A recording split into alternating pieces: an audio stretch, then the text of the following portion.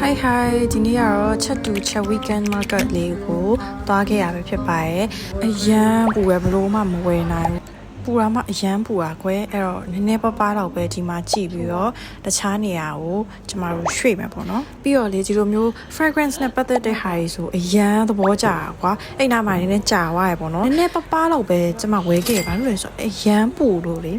ဒီမှာအဲ့လိုအေးတဲ့မောတော့ရှိတယ်ဟိုအထဲဝင်ရမှာပေါ့ဒါပေမဲ့အေးတဲ့မောမှာကျတော့ဈေးတွေကနည်းနည်းကြီးတော့ဒီအပြင်ဘက်မှာပဲပိုတန်နေပေါ့နော်ဒါကတော့ဗိုက်စာနေလို့နှစ်ယောက်ကလေတုံရန် craving ဖြစ်နေရတယ်တုံရန် noodle ဆိုင်မှာအထဲမှာပေါ့နော်နှစ်ယောက်ကိုမှတပွဲစားခဲ့ရကွယ်စားလို့တောက်လို့ပြီးသွားပြီဆိုတော့နောက်တစ်နေရာကတော့ thrift လုပ်မယ့်နေရာပေါ့နော်ကျွန်မ thrifting လုပ်ရအရန်ကြိုက်တယ်ဒီနေရာအကောင်းဆုံးပဲပေါ့နော်အေးလေးနဲ့ကွယ်ကြိုက်စိတ်ကြိုက်ရွေးပဲ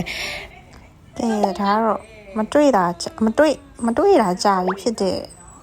ကောင်မလေးကိုလာတွေ့ရပါတော့အချွဲတကယ်ကို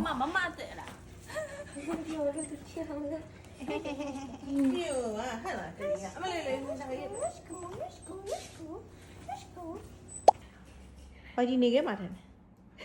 နေခဲ့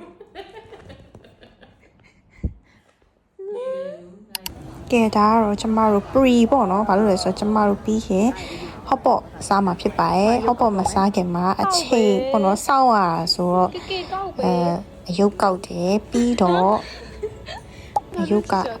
ရလာတယ်ပေါ့နော်ကျမတရုတ်ရလာအေးအမ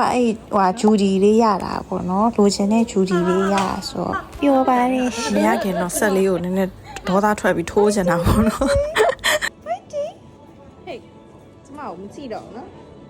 ကဲဟောပေါ်စားပါပြီဆူကီဘူဖေးကကျမအရန်ငန့်နေတာပြောရလို့ရှိရင်ဒီကိုလာလေအဲ့လိုဘူဖေးစားကြတယ်လို့တတ်ကိုလာတဲ့လိုမျိုးဖြစ်နေရပေါ့နော်ပြီးတော့သူ့ရဲ့ beef ကိုလေအရန်ကြိုက်တယ်မောက beef ကိုတိတ်ပြီးမစားဘူးဘာလို့လဲဆိုတော့ညှီရလို့ဘာလို့လေအဲ့လိုမျိုးဆိုနေတဲ့ site ကိုဖောက်သွားပြီဒါပေမဲ့ဒီဆူကီကြီးနွားရဲ့ beef ကလေ so good ကဲဒါလေးကတော့ဒီ vlog လေးကတော့ဒီမှာပဲပြီးပါပြီရှင် buffet ကြိတ်ပြီးကျမတို့ပြန်ကြပါရယ် see you next video bye bye